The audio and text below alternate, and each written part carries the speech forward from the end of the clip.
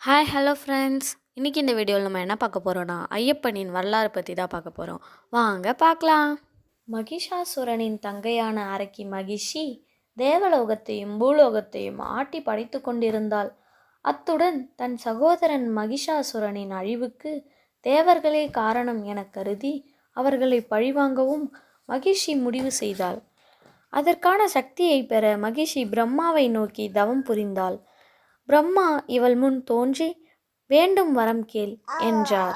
சிவனுக்கும் விஷ்ணுவுக்கும் பிறந்த புத்திரனால் அல்லாது வேறு யாராலும் எனக்கு மரணம் நேரிடக்கூடாது என மகிஷி வரம் கேட்டாள். கேட்ட வரம் கிடைத்தது.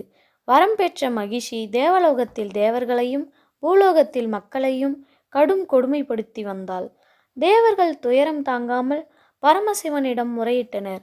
விஷ்ணுவின் அம்சமான மோகினி மூலம் சைவ வைஷ்ணவ ஜோதியாக ஐயப்பன் பூலோகத்தில் அவதரித்தார். பம்பாதீரத்தில் ஒரு குழந்தையாய் ஐயன் அழும் சமயத்தில் பாண்டிய மன்னனும் பந்தளத்து அரசனுமான ராஜசேகரன் குழந்தை இல்லாத தனக்கு பகவானே அளித்ததாக எண்ணி அந்த குழந்தையை பந்தளம் கொண்டு வந்து ராணியிடம் கொடுத்து மகிழ்வித்தார்.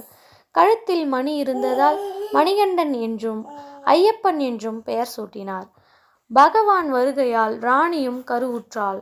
எல்லா லட்சணங்களுடனும் கூடிய பாலகனும் பிறந்தான்.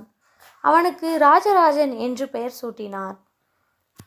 மணிகண்டனின் வருகையால் தான் தனக்கு எல்லா நலன்களும் ஏற்படுகிறது என்பதை புரிந்து கொண்ட ராஜசேகரன் மணிகண்டனுக்கு பட்டாபிஷேகம் செய்வதற்கு ஏற்பாடு செய்தார்.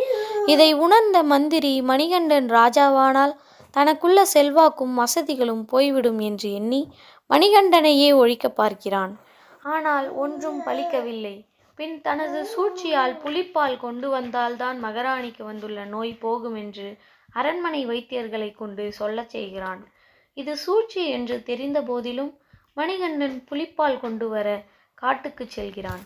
ஐயனின் வரவிற்காக காத்திருந்த தேவர்கள் பகவானை பொன்னம்பலமேட்டில் பூஜை செய்து மகிஷியினால் படும் துயரத்தை கூறினர். மணிகண்டன் தேவலோகம் சென்று மகிழியை வென்று பூமிக்கு தள்ள மகிழி அழுதா நதிக்கரையில் விழுந்தாள். ஐயன் அவள் மேல் நர்த்தனமாடி மகிழியை உயிரிழக்கச் செய்தார். மகிழி மீண்டும் சாப விமோச்சனம் பெற்று ஐயனை அடையும் ஆவலை தெரிவித்தாள். ஆனால் தான் பிரம்மச்சரிய நிஷ்டை உள்ளவனானதால் அது சாத்தியமாகாது என்றும் தான் இருக்கும் இடத்தின் இடப்பக்கத்தில் மாளிகைபுரத்தம்மா என்ற பெயருடன் அவர் விளங்கி வர ஐயன் அருள் செய்தார். மகிழியின் கொடுமை நீங்கியதால் சந்தோஷமடைந்த தேவர்கள் மணிகண்டனை பலவிதமாக துதித்து பூஜித்தனர். பின் யாவரும் புலியாக மாறி ஐயனின் பணிகளை நிறைவேற்றுவதற்காக பந்தளம் சென்றனர். புலிக்கூட்டம் வருவதைக் கண்டு மக்கள் பீதியடைந்தனர். ஐயப்பனின் சக்தியும் பெருமையும் உணர்ந்து மந்திரியும் ராணியும் மணிகண்டனிடம் மன்னிப்பு கேட்டனர். மணிகண்டனும் மன்னிப்பதற்கு எதுவும் இல்லை, எல்லாம் லீலையில் படி நடந்துள்ளன. நான் பூமியில் எதற்காக பிறந்தேனோ அந்த வேலை முடிந்து விட்டது. இனி நான் தேவலோகம் செல்கிறேன் என்றான். மன்னன், பகவானே, தாங்கள் எங்களுடன் இருந்ததன் அடையாளமாக உங்களுக்கு ஒரு கோயில் கட்ட நினைக்கிறோம்.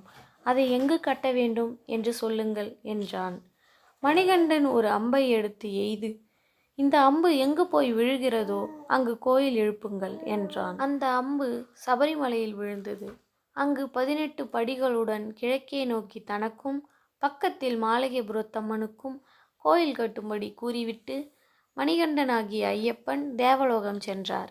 மணிகண்டன் கட்டளைப்படி அகத்திய முனிவரின் ஆலோசனையுடன் மன்னன் உறக்கமின்றி தானே மேற்பார்வை செய்து சபரிமலையில் 18 படியோடு கூடிய அழகிய கோயிலை கட்டினார். ஆண்டுதோறும் லட்சோப லட்சம் மக்கள் ஜாதி மத பேதமின்றி மாலை அணிந்து 48 நாட்கள் கடும் விரதம் அனுசரித்து சபரிமலை வந்து புனித 18 படி ஏறி ஐயப்பன் அருள் பெற்று வருகின்றனர். ஆண்டுதோறும் மகர சங்கராந்தி தினத்தன்று ஐயப்பன் பக்தர்களுக்கு ஜோதி வடிவில் காட்சியளித்து அருள் பாலிக்கிறார். சுவாமியே சரணமையப்பா. நன்றி. இந்த வீடியோ உங்களுக்கு பிடிச்சிருந்தா நம்ம சேனலை லைக் பண்ணுங்கள், ஷேர் பண்ணுங்கள், சப்ஸ்கிரைப் பண்ணுங்கள்.